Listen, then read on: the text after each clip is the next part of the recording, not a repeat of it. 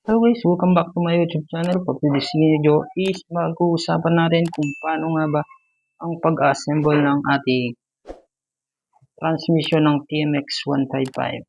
At yun guys, start na natin. Pero bago ang lahat, kung bago ka lang sa ating channel is don't forget to click the like, subscribe at pindutin ang notification bell para update kayo sa mga susunod nating i-upload na videos.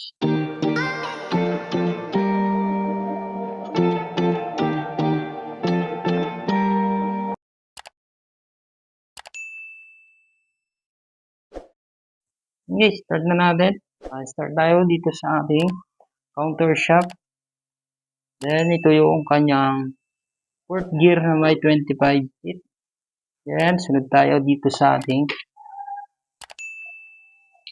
third gear na may 28 feet. Ganyan lang yung pagkakabit dito guys. Yan. Then guys, sunod natin yung kanyang washer. Nipis nga lang pala to guys. Yan guys.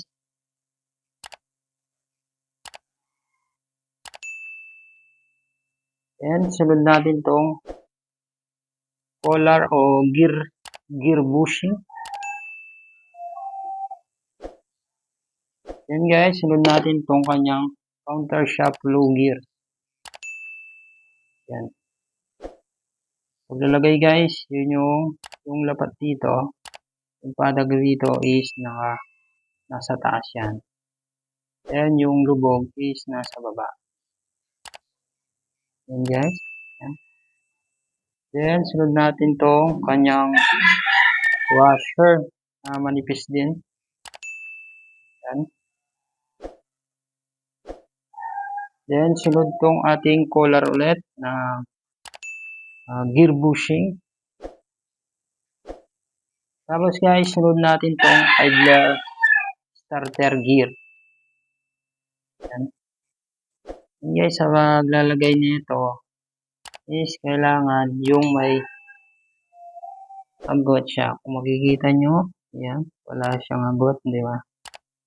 Wala siyang clearance dun sa loob. Dahil lang, dapat may clearance yan. Dahil kapag walang clearance, is sigurado ganyan. Yan guys. May clearance siya. Ayan. Tapos guys, sunod natin tong kanyang washer. Malabad siya na makapal. Medyo makapal. Yan guys, tapos lipat tayo din sa kabila.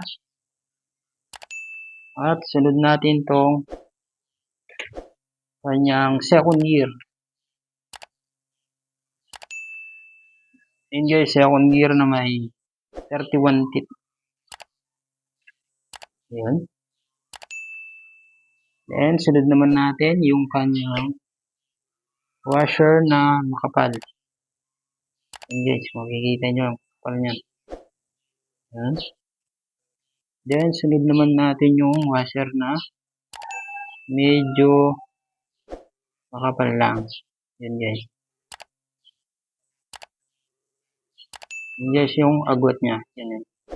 So, napakakapal niya. Tapos, itong washer is medyo lang. Ayan. Tapos, yun. Okay natin. Ayan guys. So, tapos na yun natin counter shop. Dito naman tayo sa ating main shop na may third gear at fourth gear. Ayan guys. Ito yung fourth gear. Ito yung third gear. Ayan guys. Tapos sunod tayo dito sa kanya. Sunod tong yung washer. Manipis din. Lagay natin. Tapos yung kanyang starter gear. Ayan. Guys. Then, sa kabila tayo. So, yung washer nyo guys.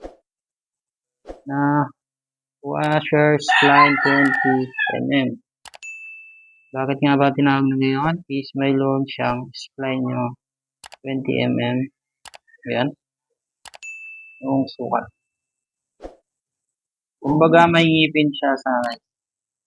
Then, sunod natin tong kanyang second gear na may 18 feet.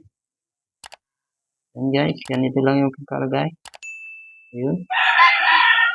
Ayun. Then, sunod natin itong kanyang washer.